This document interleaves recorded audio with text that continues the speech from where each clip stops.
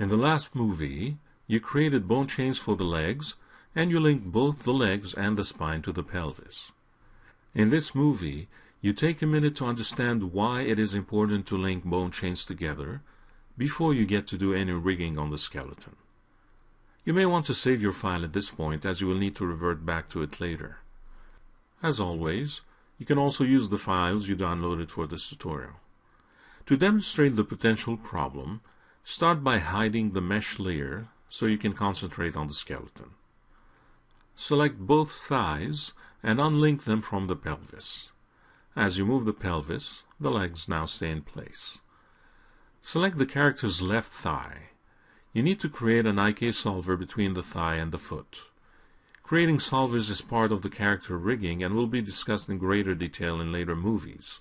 For now, it will be simply used to demonstrate a potential problem that occurs if bone chains are not linked together. With the left thigh selected, choose Animation, IK Solvers, HI Solver, and then click on the left foot. An IK goal appears, and you can now use it to manipulate the leg.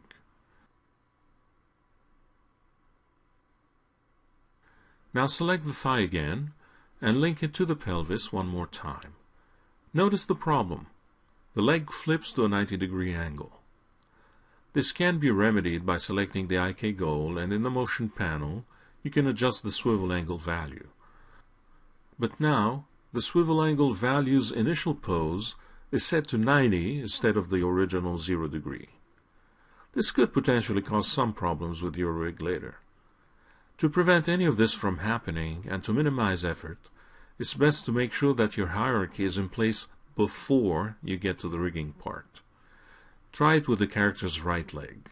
Select the right thigh and link it to the pelvis again. Notice that you did this before creating the IK solver. Now create an IK solver between the thigh and the foot as you did earlier. This time, there were no quirky snaps or 90-degree flips. The leg stays oriented properly and the swivel angle remains at a 0-degree value. The bottom line is, make it a habit to have the hierarchy in place and bone chains linked properly together before you start rigging the skeleton. Reopen the file you saved earlier to continue with the building of the skeleton. Next up, you create the arms.